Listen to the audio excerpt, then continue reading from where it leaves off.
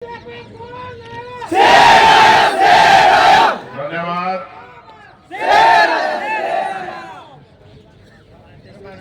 ये नारा अच्छा नहीं। जब से ये लगना शुरू हुआ तब से हमने इसका विरोध किया। इसलिए शेर कभी आपने देखा? अगर सच में यहाँ शेर आ गया तो आप लोग यहाँ रुकोगे?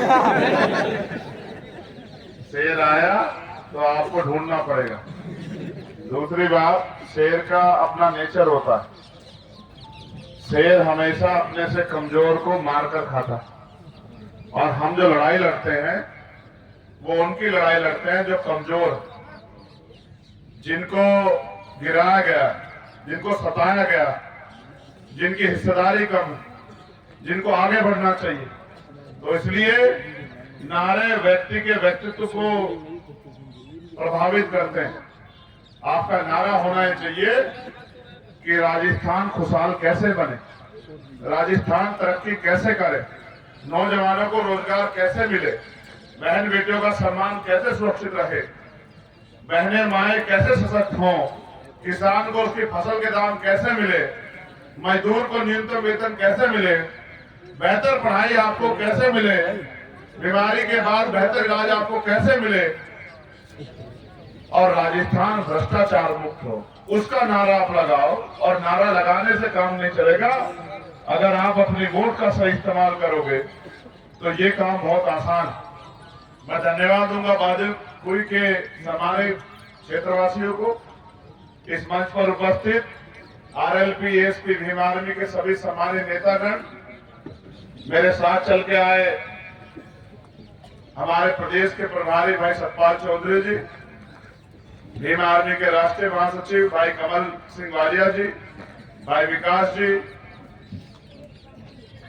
हमारे लोकप्रिय प्रत्याशी छोटे भाई पंकज जी, और किसानों, कमेरों, नौजवानों, गरीबों की सशक्त आवाज भाई हनुमान जी बेनीवाल, जो लंबे समय से इस क्षेत्र में इस लड़ाई को लड़ने का काम कर रहे हैं। आज मुझे बड़ी खुशी हुई कि उन्होंने इस टिकट को एक नौजवान को दिया। अब तक कांग्रेस भाजपा के दफ्तरों के बाहर लंबे लंबे कतारें लगती थी, पैसे वाले राज करते थे।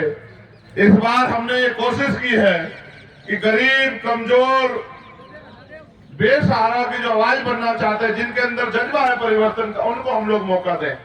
तो इसी कड़ी में बांदीकुई में भी हमारे छोटे भाई आदिल अजीज, आपके लोकप्रिय प्रत्याशी पंकज जी बहुत मेहनत कर रहे हैं।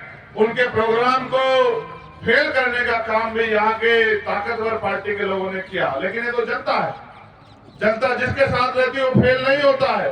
चुनाव आ गया है, आप वोट देके फैसला करेंगे।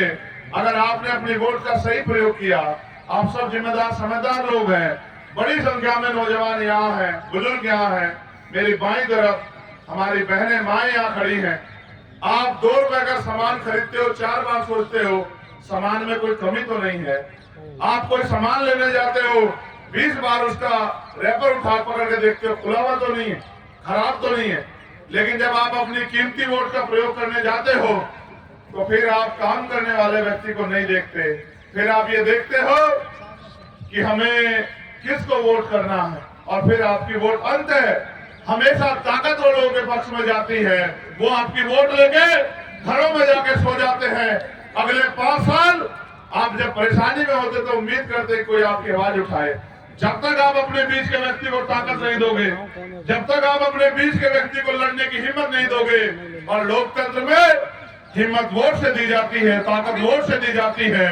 अगर आप वास्तविकता में भाजपा और कांग्रेस के अन्य अत्याचार से परेशान हैं, इनके भ्रष्टाचार से परेशान हैं, तो आप पे भी एक मौका आता है कि अपनी वोट की चोट से इनको जवाब दें। मैं आपसे अपील करूंगा, आरएलपी एसपी का गठबंधन पूरे प्रदेश में मजबूती से चुनाव लड़ रहा है, और यहाँ पर हम इतनी सीटें लेके आ रहे हैं कि ना भाजपा की सरकार बनेगी ना कांग्रेस की सरकार बनेगी। सरकार बनेगी तो आरएलपी एसपी के गठबंधन से सरकार बनेगी। और इस बार हमने तय किया है कि राजस्थान सुरक्षित हाथों में जाना चाहिए। ये प्रदेश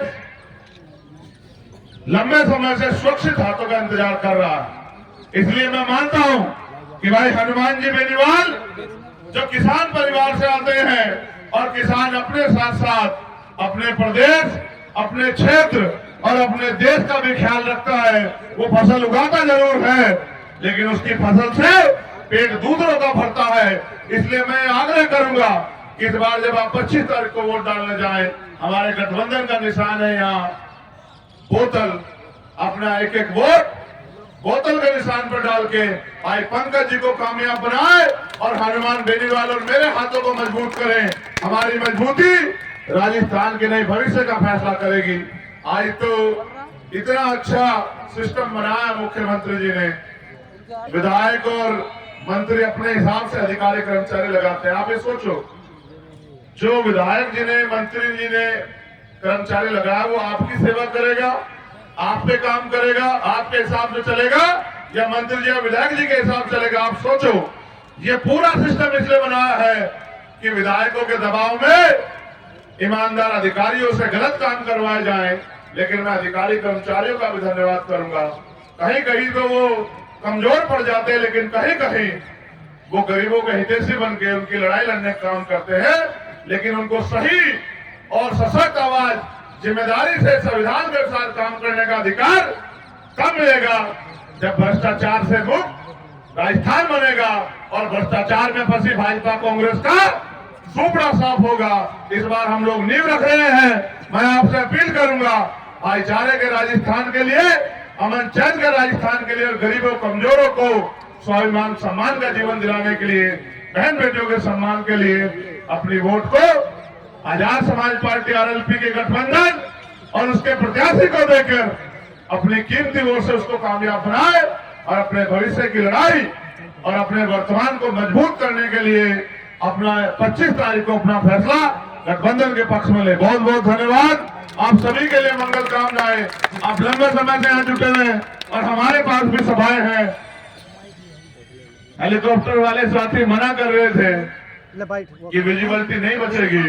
इनकी जिद थी कि मैंने पंकज से कमिटमेंट किया है, वहां जो लोग हैं वो मेरा इंतजार देख रहे हैं, मैं जरूर जाऊंगा। मैं धन्यवाद देता हूं इस संकल्प के लिए भाई हनुमान जी बेनीवाल का कि वो आपसे इतना प्यार करते हैं, और उस प्यार को वोट की ताकत से आगे बढ़ा दो, फिर देखो कि राजस्थान में कितने काम होते हैं। बहुत बहुत धन्यवाद। जय भीम, जय भारत।